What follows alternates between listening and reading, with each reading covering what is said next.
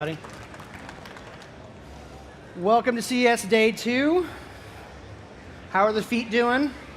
Holding out, yeah. It's a lot of walking. The South Hall seems to get further away every year. So thanks for coming. Again, my name is Lucas Gilman. I'm an action and adventure photographer. I grew up in Colorado, and I shoot a lot of different things. I originally started out shooting black and white film, not to date myself too much.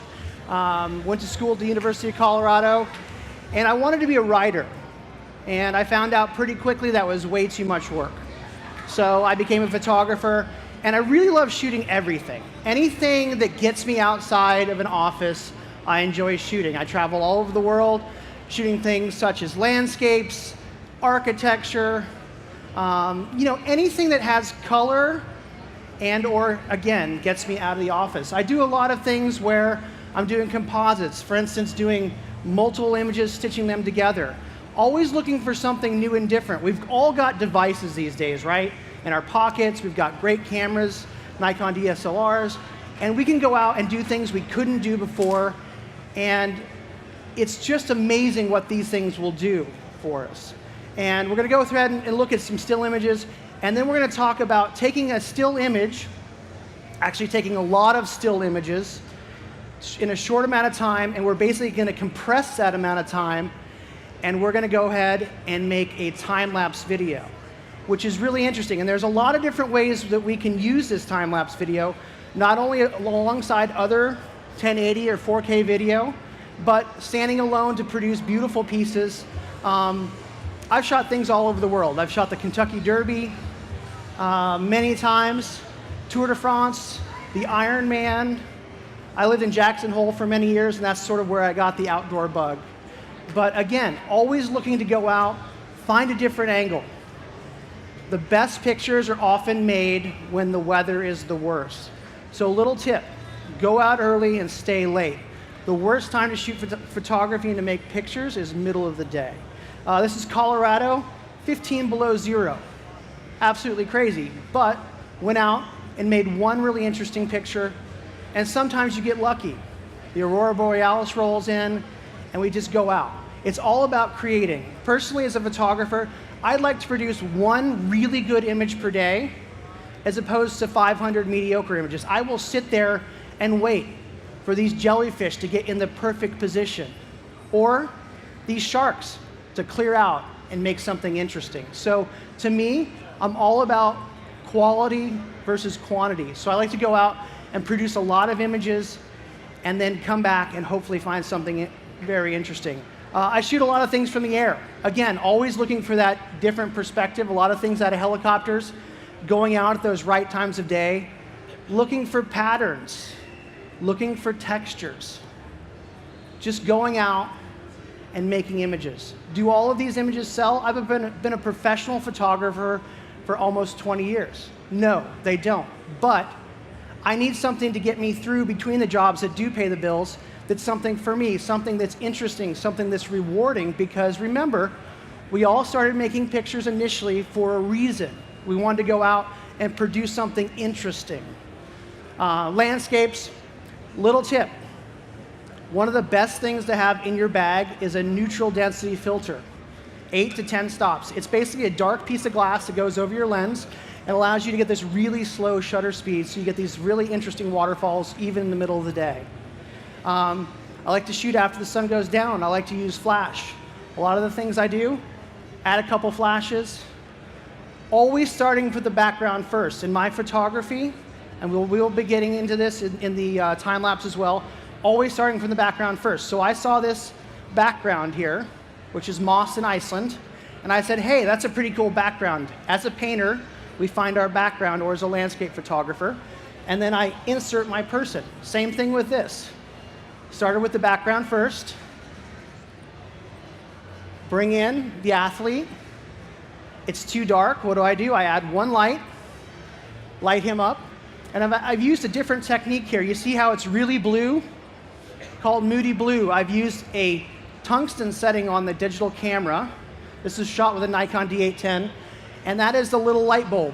So what that does is it adds blue color because it's meant to be shot indoors because tungsten light is very orange, and even that out. So outside, everything that is available light is going to turn very, very blue.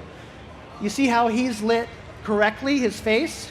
That's one flash, and I've added an orange gel, a full CTO, onto that. And I've lit just him up. So everything the flash lights is the correct color, everything else goes a really blue and interesting color. Again, going out the right times of day, working with great athletes, looking for those moments and those expressions. I really love shooting portraits because it gives me the ability to get close to the athletes. A lot of the things I shoot are little person, big landscape. So by going and doing these portraits, it allows me to go out and interact and have a conversation and find an interesting spot. Hear about somebody's day, talk about their story.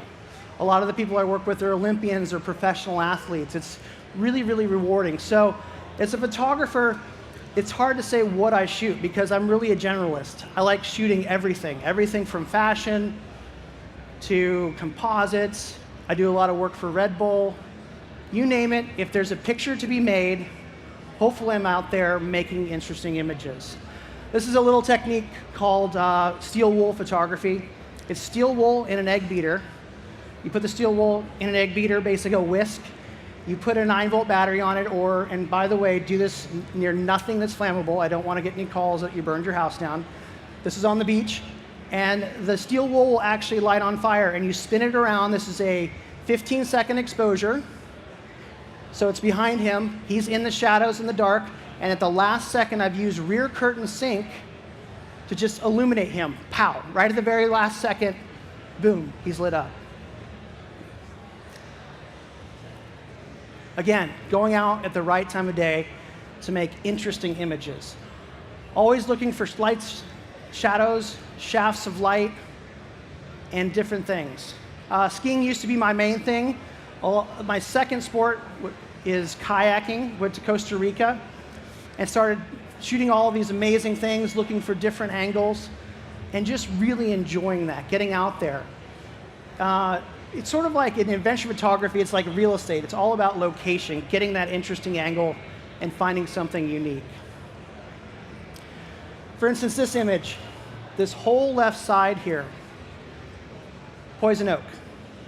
Deathly allergic to poison oak, but you've got to get the shot. What did I do? Gaffer tape, put on some gloves. I rappelled down to this spot. Luckily, we had a little bit of light come in, and all of a sudden, I've made an image which would be okay, a lot better because I've just taken a little bit of effort to go that little extra step and get into the right position to make that shot. This is with a fisheye from above, just on a monopod. Some lava in Hawaii. Again, you can see I'm going all over. And sometimes you just get lucky. This is no Photoshop. Again, starting from the background first. This is a naturally occurring phenomenon. These are soap bubbles in the Black River in Wisconsin. And I'm walking back to the car at the end of the day after photographing guys going off waterfalls, which I do a lot of. And I look back and I see this background. I'm looking down, this perfect soapy, foamy thing. And all of a sudden, I see these guys paddling down, and I say, hey, those guys are going to be here. I take 2 test pictures, click, click. Exposure looks good, it's sharp. And as they float under me, I take 4 shots. And sometimes the stars align. So by putting yourself in a good position to make interesting images, I've gone out and done something interesting. Recently moved to Pismo Beach, California. Found a new love, surfing. Absolutely love to shoot surfing. Love the textures. I love the time of day. I love the rugged, the rugged coastline. Looking for those, interesting angles again. Going to the end of the earth. This is in the Arctic. This is Brazil, Hawaii, Mavericks. All these places have something in common. There is a wave there.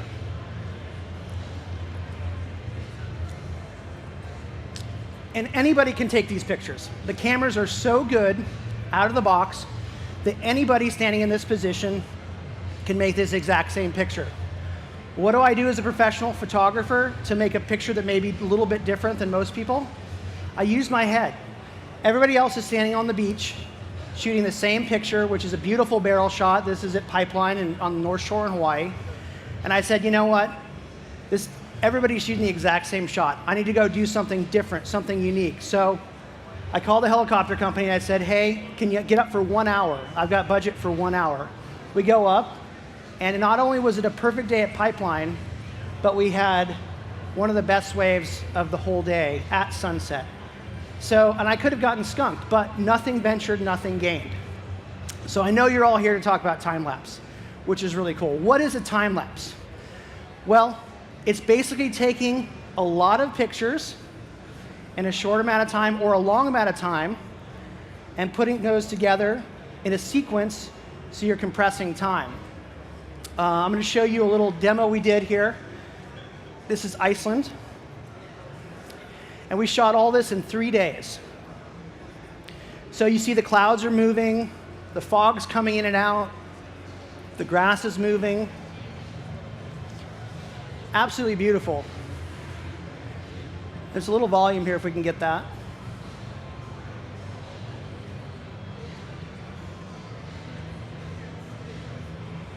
As you can see, there's movement. We're physically moving the cameras in a lot of these shots. And we're taking single shots, one after the other, and making something interesting.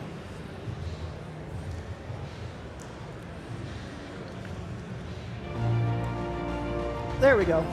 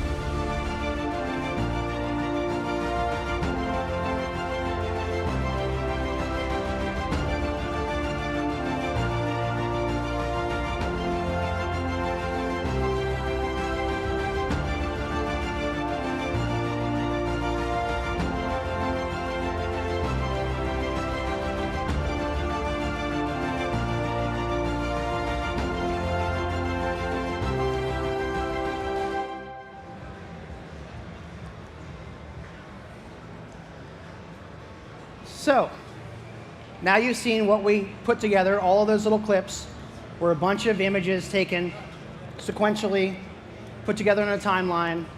And this all seems very scary, right?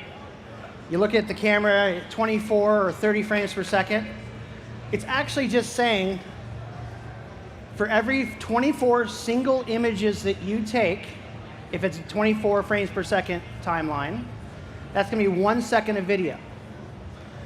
If it's a 30 frames per second timeline, that's going to be for every 30 single frames, single still shots, that'll be 1 second of video. So when you're doing the math on how long you want your time lapse to be, you need to think about this kind of stuff. There are apps out there for your smartphone that will tell you everything from how many images it will take to make a 10-second time lapse to a 30-second, how much data it will take, as well as the most important thing, for instance, moonrise.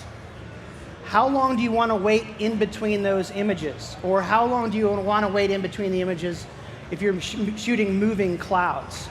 There's a lot of apps out there, for instance, sunset, between 1 and 3 seconds, that's the time you want to wait between shots until you take the next shot. So now that you've factored in, you're waiting 3 seconds between frames, and you want to have a 10-second time lapse, it's a lot of time you're spending out there. So I would recommend getting a couple cameras. And this is, again, this is a D850 menu. This is a 3-second interval, and that interval means that's the time in between the frames, not how long the exposure is. The exposure is a whole different thing. To keep it simple, the faster an object is moving, so for instance, if you're shooting moving cars, the shorter the duration between the frames you can get away with. If it's moving very slow, for instance, the clouds, and you don't see them moving, you're going to want to wait a longer duration to show that movement.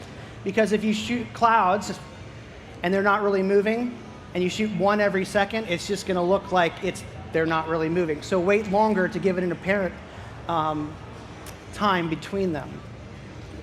So I take a lot of gear. It doesn't take all this gear to do time lapses. This is my son and my dog. They don't always fit in the backpack, unfortunately. But some of these things are motion control devices. You saw in the time lapse that we just showed, the movement. So if we're physically moving the camera on a rail so that we're giving that feeling of movement. There are other ways to do that, and we'll talk about that in another second or so. This is a traditional way to start out in time lapse. You don't have to buy motion control things like the robotic arms and things, although they're great. Would love to have one of those. A simple tripod will allow you to do time lapses, although you technically won't have movement out of the camera. Whereas if you have a rail, it can be moving as you're shooting the time lapse to show that movement. So this, if you saw in the last video where it kind of came up and revealed, that's from this rail right here. So 8K, 4K, 1080p, what's the best? And do I want to shoot an external time lapse, which means they're all still images, or in a lot of the new Nikon cameras, they have what's called an internal time lapse, where the camera will actually put all those still images together and make them into a little movie that's ready to go. What are the benefits of that? Well, it's beautiful right out of the camera. For instance, the D850 will do a 4K video, so it's high quality, and you don't have to do a lot of post-production. But if you want ultimate control and want to be able to change the raw files, shooting raw images, say you shoot 1,000 images and put those into a time lapse, you're able to have more control over that, as well as some other things.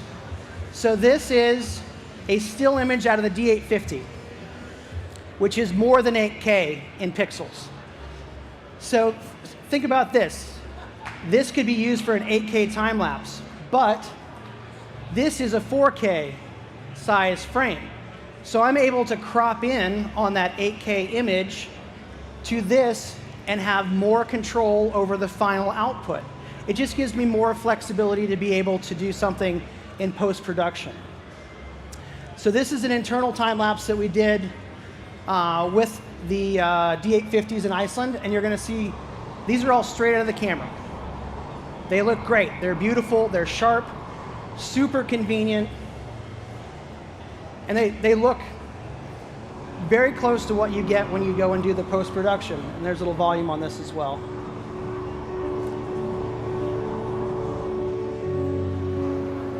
We got this on a rail, so we're moving along here.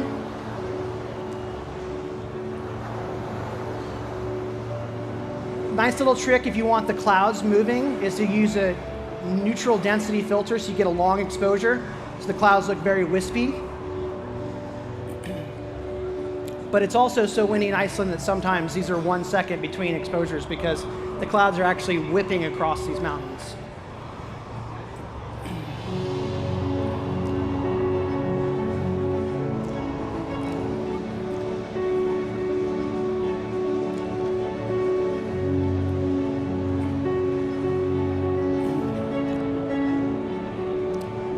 So these are all just individual clips that were shot internally that we put together on a timeline and basically added some music to, a little bit of a score.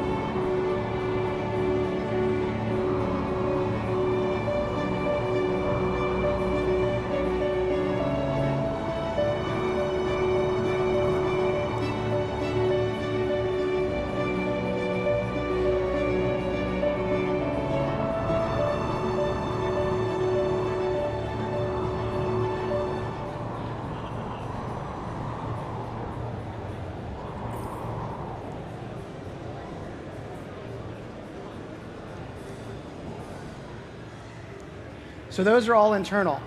Just to give you an idea what the difference when we're talking 8K, 4K, 1080. So this is a Nikon D850 frame, 8,256 pixels wide. So the yellow frame here, so that's a big frame. 8K is technically 7680 by 4320. So when you shoot a raw still image, you've got more real estate to work with, so you can crop in. It gives you the ability to straighten a horizon line. You could also zoom in a post-processing. 4K is literally like half of 8K. So if you were to shoot it in 8K, you could produce a 4K video and zoom into little pieces of it. This will give you a demonstration here of how we go from that 8K wide shot and move in post-production. This is not on a moving thing. So without carrying any extra gear, we're just shooting in 8K, and we're zooming in our software using keyframes, which is a whole nother discussion. But it allows us to go ahead and make some movement within that time lapse. So instead of having to carry extra heavy gear, it allows us to basically do some post-production things that give us movement. Because when we're shooting cinema or video or motion, we also want to try to keep that camera in motion as much as possible, because that static locked off shot, we're just not used to seeing that anymore. So my settings typically for the D850 would be exposure smoothing on. And this is important. If you shoot time lapse or have shot time lapse in the past, you've noticed that there's a little bit of a flicker, right? Like you've seen the clouds, they flicker because the sun comes in and comes out. Well, that's because of two things.